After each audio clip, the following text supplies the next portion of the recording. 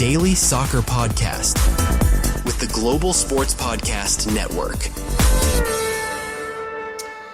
Hello and welcome back to the Daily Southampton, part of the Global Sports Podcast Network. I am your host today, Zach Ingo Finch, as always, joined by wonderful, stupendous, that's not even a word, Gregory Elliott. How are you doing, bud? You right? Yeah, I'm alright, mate. Look, time has elapsed since the derby. I'm feeling much more mellow, much more chilled. It's all water under the bridge, and I'm definitely not still bitter about it at all. We're doing back-to-back recordings. Don't lie to the audience like that. Luckily, all of the championship games are out of the way, which means we've decided to record this afterwards because, quite frankly, we both needed something else to think about. And quite frankly, as I alluded to at the end of our derby episode, it's quite nice to think about something else. Don't know if you feel the same, mate. But here we are. So obviously today is going to be our championship roundup. So let's look at the scores on the doors. So top of the championship currently, Greg, is Middlesbrough with 13 points. They've won their first 4. They drew their last game, which we'll talk about today. And we're at 15th. Yeah, that's all I'll say about that. So it's a long old season. So the good news is, mate, we're a second half team. So the second half of the season's where it really comes to pass. You keep saying that. I don't believe you. This is manic energy. Anyway, I thought we'd talk about the games that have taken place because we all want to see what's gone down. We really like doing this championship, and it's meant that I'm so much more tuned into things than I ever used to be. Check all things championship. I started telling Greg about all the scores, and he had absolutely no idea. I forgot there was football, mate. I'm honest. I've spent all of the international break moaning that there was no football on, and then had such a busy weekend. I'm just like, oh yeah, there's a game. I did the same. I texted you last night, I just forgot there's football today. Missed all the football today. Missed all the football on Saturday. Watched all of the football that was on Sunday, including the 2 Premier League games. With the derby that actually had goals, because apparently those can happen. But let's bring it back to Friday, mate. Yeah, that's it. Friday night. That's where it was at. That was a game. I did watch some of that, and man, Ipswich Town 5, Sheffield United 0. A Philogene hat trick. Hurst, Clark. Another comprehensive dismantling of Ruben Seller's side. The only thing they would have been happy about was only 1 goal took place in the first half, but they did probably not think they'd be losing 5-0. And then obviously, as you can imagine, the former Saints manager got his marching orders probably later into the season than most United fans wanted. I mean, look, you really put a target on your own back when you look at a team like Sheffield Wednesday, where it's been financial disaster. They only had about 12 senior players at the start of the season. They didn't have a goalkeeper. They had to sort of bring in one on an emergency loan. They've had 1 stand fallen down, and they are still the best team in Sheffield in the table. It's just, you've got to be lapping that up as a Wednesday fan. At the end of the season, Sheffield United missed out on the playoffs by a penalty shootout. What? Yeah. It's But that's all right, mate. But it's all right, mate. Because what they're going to do now is go back to what worked for them and bring back Chris Wilder for a 3rd time. So play the same song. It honestly must feel like every time Chris Wilder unpacks his bag, packs his bag, goes on a cruise, gets on holiday, lands in Hawaii, checks his phone, and then he's just gets back on the plane, flies back to Sheffield. So once again, I saw some people saying, it shows a lot of humility from a football club to put their hands up and say they were wrong. I was like, they've done this with him, twice? This is his 3rd time. It doesn't show a lot of humility. It shows a lot of stupidity. We're going to fire him because clearly things aren't working out. It can't get any worse. Let's get that guy that just about kept Hull up. I'm surprised. I'd understand why they're not going to go in for a Danny role, but it did. I think it baffled everybody. like not as baffling as Russell Martin at Rangers. I might bring that back at the end just because it's quite weird to talk about. But like, it surprised me that they hired him. It surprised me they took this long to fire him. And it surprised me that their answer to the question is, well, let's just do what we were doing before. It wasn't that bad. All we've done is lose like about 18 points for no reason. Yeah. So just to recap Ruben Sellers' time at Sheffield United in brief stats, that's 5 league games, 5 losses, 1 goal scored, and 12 conceded. Oh, it's been a bad weekend for like ex-Saints players, ex-Saints managers. I guess even for us, like we've had a disappointing day with the derby, but we haven't had as much of a pot yet. Like, you know, that Ipswich are one of the better teams. Well, it's doing slightly better than us. Leicester surprisingly pulling out ahead of the demoted teams where we thought they would have a bit of a struggle. Maybe they'll get a points deduction. Maybe they won't. Who knows at this point? But besides the bye, that was Friday, and that was Ipswich Town 5, Sheffield United 0. I've spent well too long talking about that one game. So let's talk Charlton Athletic and Millwall. Charlton Athletic scoring, and then former St. Kane Ramsey getting sent off at the 74th minute, and Millwall scoring in the 88th. Wonderful. Heartbreak. Absolute heartbreak for Charlton in absolute scenes. Man, just another one of those like crazy championship games. You never know when it's done, right? It's never leave a championship game early. I mean, never leave any game of football early because it's ridiculous. You paid your money for the ticket, you should stay till the end. But especially a championship game because anything can happen. Yeah, well, we've seen it so far. We saw it the whole last time we were in the championship. We've seen it a lot this season already. There's just so many ridiculously late end goals. I don't know if it's just because extra time is plucked out of thin air at this point, but either way. It was bad. I looked out for Smallbone. I couldn't see him in the Millwall squad at all. I don't know. You said it might have been due to internationals, but I don't remember him playing when we had a look at the Republic of Ireland internationals. I also think he was injured with us, right? He took a knock before he went, so I don't know. Who knows? James Bree played, though. He came on the 61st minute, which is less than ideal because 15 minutes later he's having to be one of 10 men. So, but... You know, nice to see James Bree get some minutes, but that's Charlton Millwall.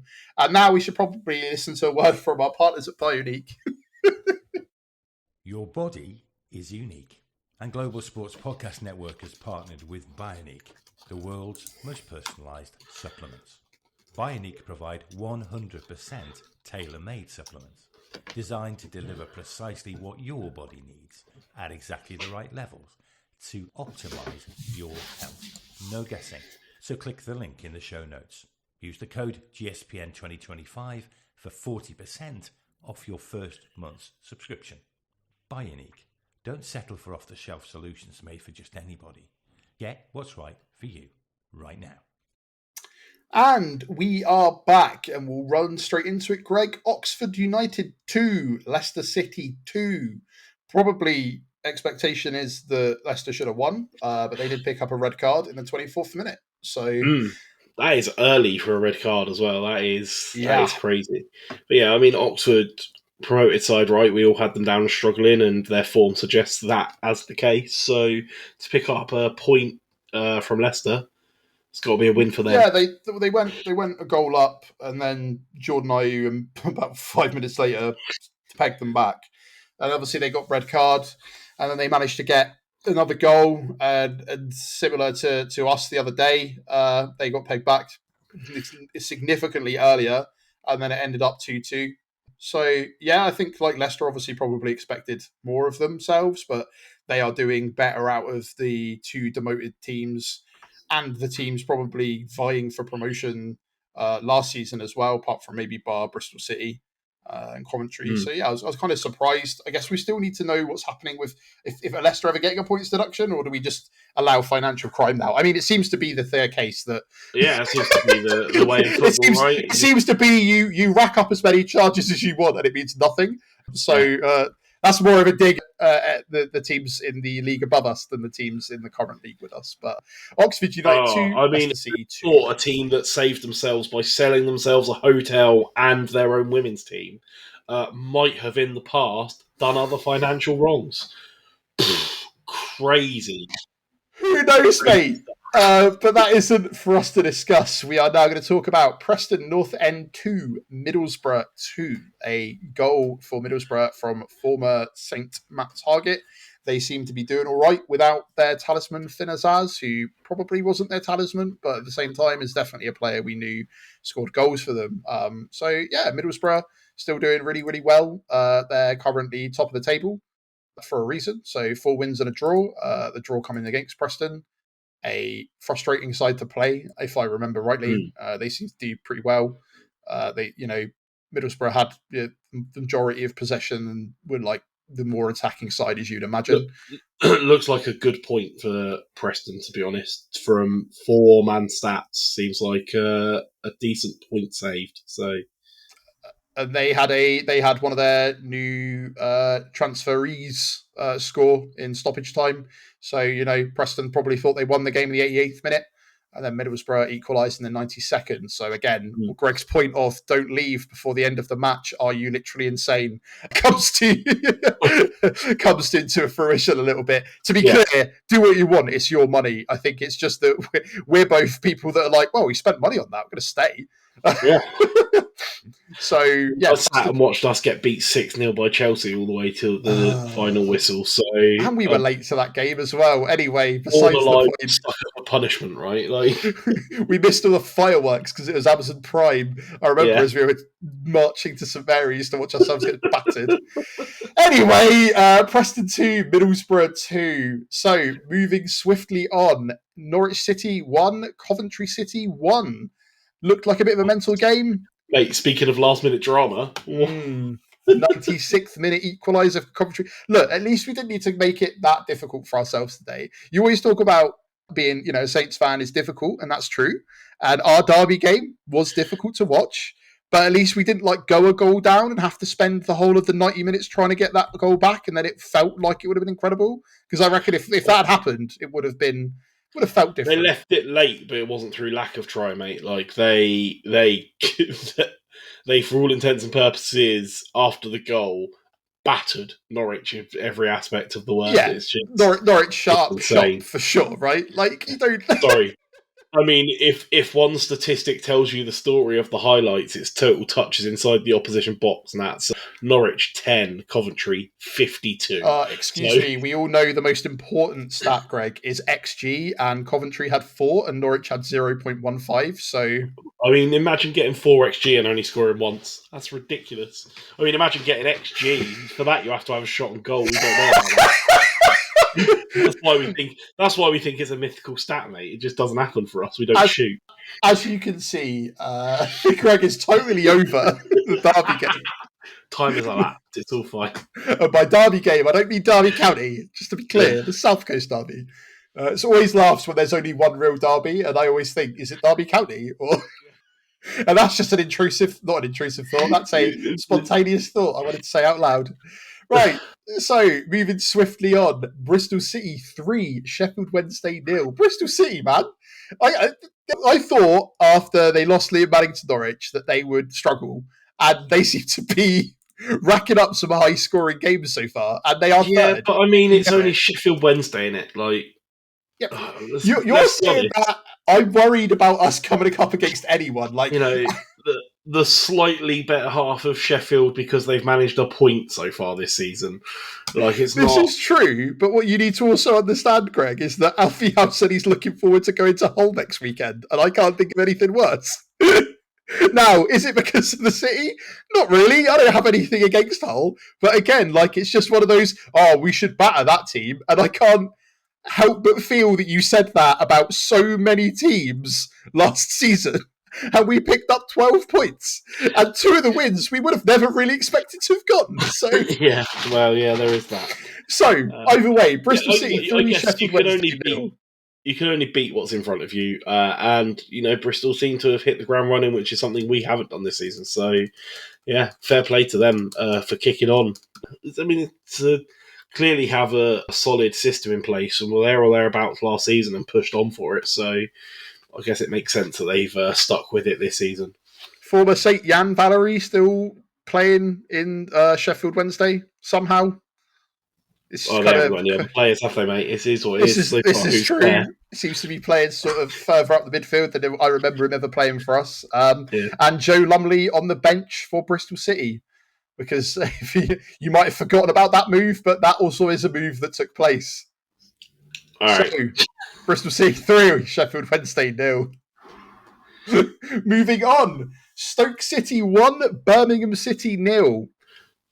How you feeling about that one, mate? I mean, Stoke are flying. Stoke are properly flying at the moment.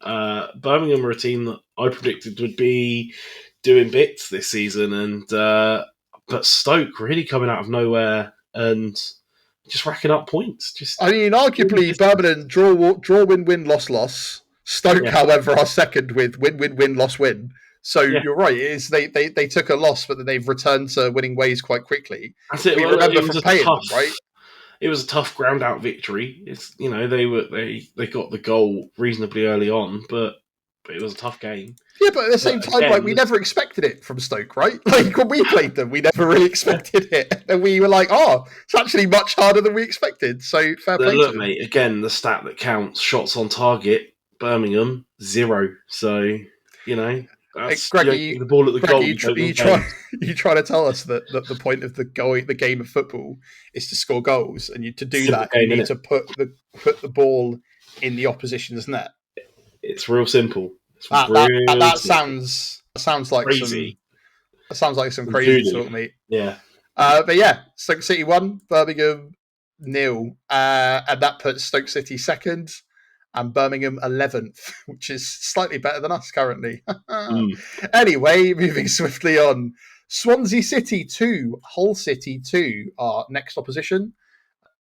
Yeah, 40-minute goal, 45-minute goal. Swansea then pegged back with a 57-minute goal. And once again, Greg, as we keep pointing out, these late show with a 97th minute equaliser from Hull City. Like, I don't understand what's happening in the Championship for this to consistently take place. And despite, Hull being 20th, they managed to peg back a draw. And again, you say they can only beat the teams in front of you, but fair play to them. Yeah, I mean, look, it's late drama. They pushed for the equaliser, they got it. It's just the craziness of the Championship, but it's once again it's the competitive nature of this league, right? That like all of these results, none of them are with Sheffield United excluded. None of these are like pastings. Like they're all close fought games. This was a tough fought out game where they pushed for the equaliser hard. And eventually got one. It was a shot that rebounded and came out, and he hammered it in. Like, just scrappy, competitive games. That's the thing, right? Like, I can't pretend that I know much about either Hull or Swansea. I just remember Swansea was where we got Russell Martin and Manning from, and I think Joe Lumley, and that's pretty much it. And I remember Swansea being a up and down Premier League team for a long time, but I know they've been solidly sort of mid-table since then. But again, as you pointed out, just like this, such a weird nature of this league where last-minute winners are all over the shop. So fair play to both of them. So that result, Swansea 2, Hull City 2. Moving on, Blackburn Rovers 1, Watford 0. And we will discuss that after a word from our partners at Zencastr, which Greg kindly reminded me of, because if not, I would have definitely forgotten. Here at the Global Sports Podcast Network, we spent a lot of time selecting our delivery platform, and Zencastr came out the clear winner, with 4K video recording from your phone and AI editing that automatically removes all those ums and ahs. It's super easy to start a podcast that sounds great and is delivered efficiently. If you're ready to tell your story, check out the link in the show description and learn more about Zencastr. And we are back. And after managing a draw against us last week, Watford have gone on. Well, I say last week, before the international break, Watford have gone on to lose to Blackburn Rovers, who sit just below us, 1-0, with a 47-minute goal from Morishita. Yeah, I mean, it looks like a game. It didn't look like a particularly interesting one. Like Watford probably had the better of striking it against the actual goal, but Blackburn were the one that actually scored. And it's weird as to how much we struggled against Watford, and yet It's a different day, and you can tell how strange football is, can't you? Yeah, that's it. I mean, Blackburn had one off the post, and just another tight fought game that went that way. It's just the craziness of this league, right? Anyone can really beat anyone. You can't go into any game expecting to win, and we're showing that week in, week out. Yeah, and it was a debut goal for someone on loan from Warsaw for Hull, so fair play, and it's lifted them away, out of the bottom relegation zone. So on to better things, but I just can't help but feel like we make things so much more difficult than they need to be when we see the results of the teams we've played so far, right? Yeah. However, moving swiftly on, West Bromwich Albion 0, Derby County 1. How do we feel about that, Greg, as families who are Baggies fans? Look, you have to look at the statistics of this game that tell a story, right? 67.5% possession to the Baggies, 18 shots, 4 on target, 32 touches in the opposition box opposed to Derby's 9, 18 shots. Just none of them in the goal. Ben Brereton Diaz played 69 minutes of that game. Yeah, and his replacement assisted the goal, and another substitute is the one that scored. So again, this is evident of what happens, Greg, when you do substitutions right, and the substitutes actually make a difference in the game, which is always lovely to see when that actually happens. And Derby County's goal in that game was their only shot on target. But again, you can only, if you're a substitute, you have 15, 20 minutes. You have 15, 20 minutes to actually do something. If you come on and one of the substitutes assist and one scores, and they're the only 2 subs of the game, those subs are the ones that change the game. That's just logic, mate. So fair enough.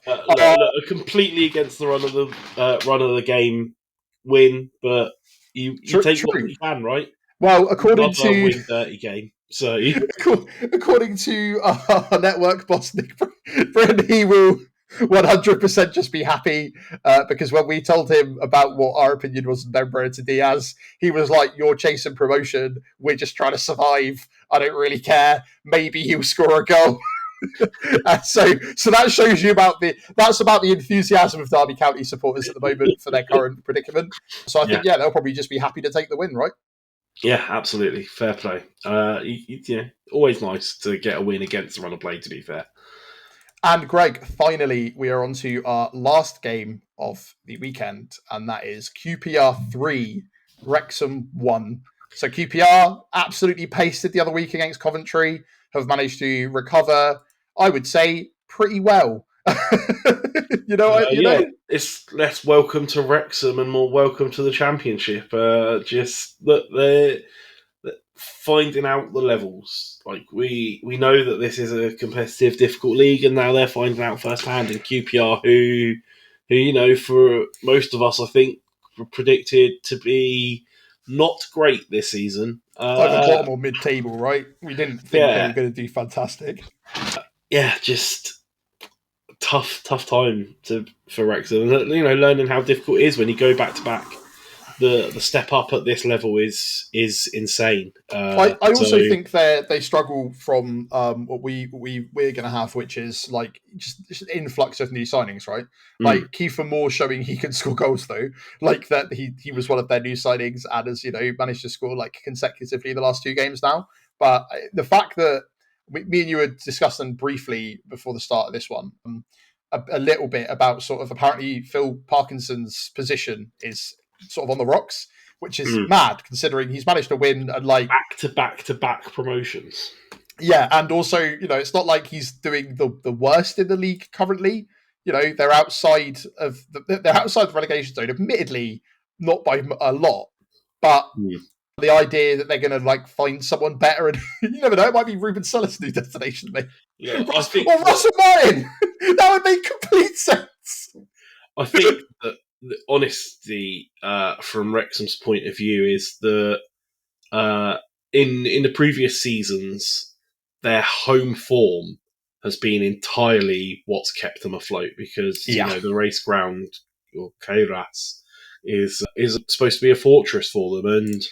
And so far this season, what they've seen is a 2-2 draw to, as previously mentioned, the eternally struggling Sheffield Wednesday, and now a loss to QPR, who were supposedly also should have been a team that probably at home they would expect to beat. So it's going to be a step up. Their home form is supposed to be what's going to be their specialty and keep them going, and they get to see that at home. So that chat is going to be there. And there was chat before the season even started that Phil Parkinson is a good lower league manager, but they don't think he's going to have what it takes to step up to the Championship, and he's kind of yet to prove them wrong. So, with all of that money and all of the noise that comes with it, that chat is always going to be there. And, whether they stick with him and see it through or find an alternative and make some big,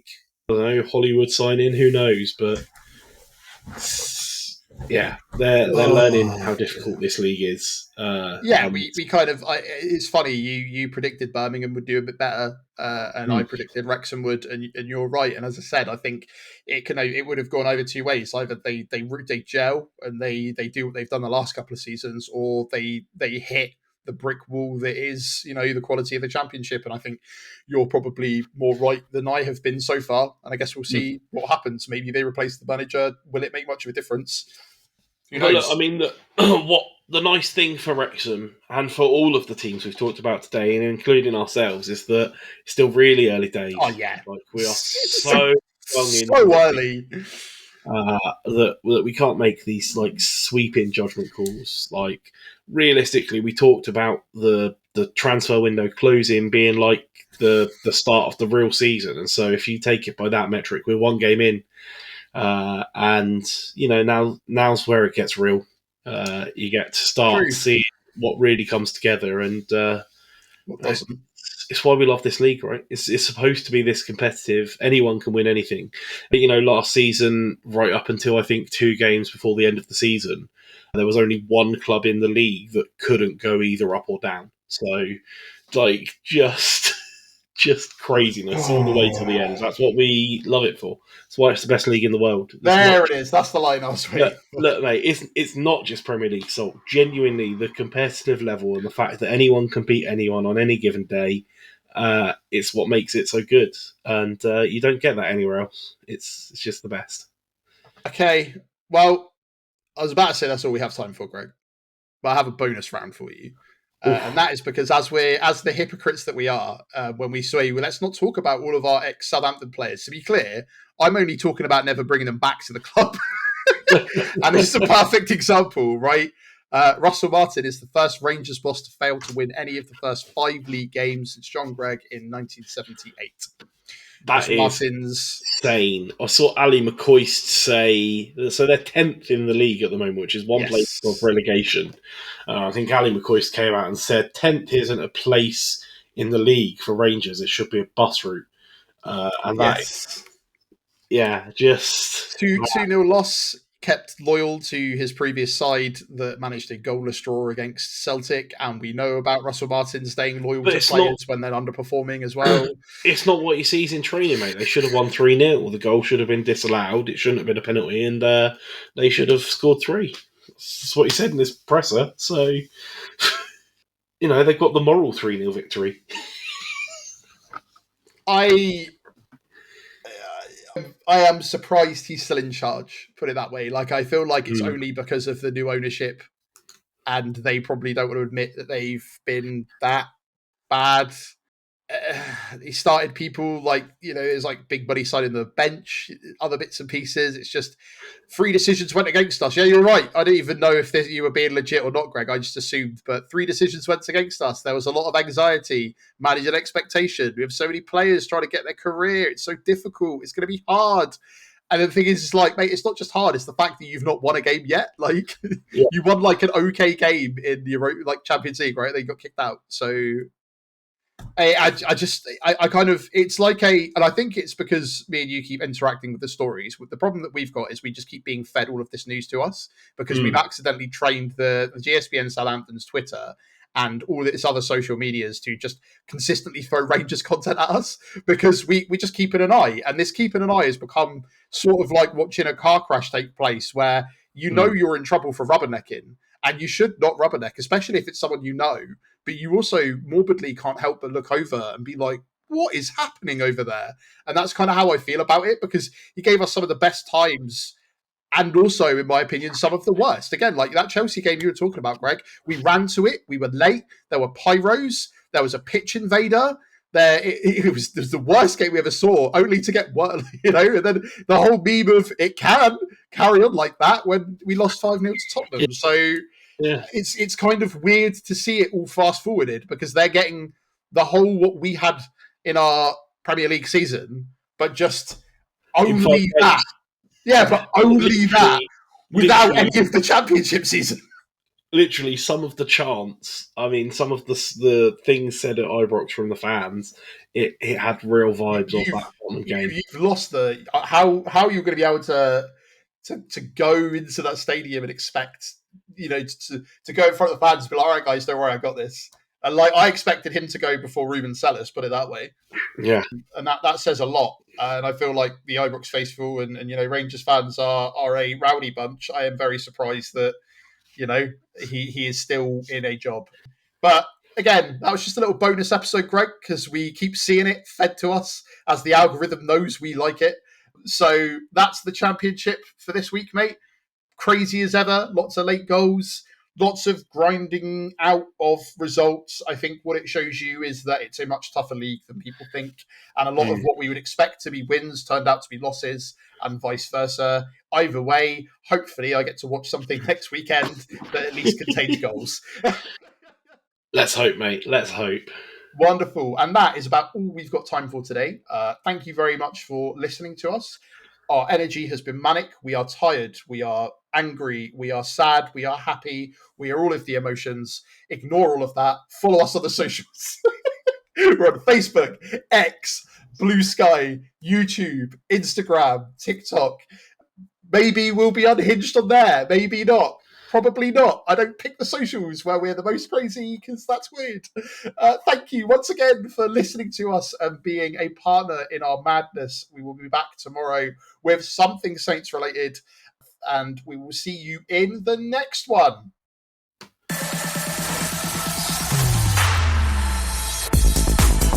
Your daily soccer podcast with the Global Sports Podcast Network.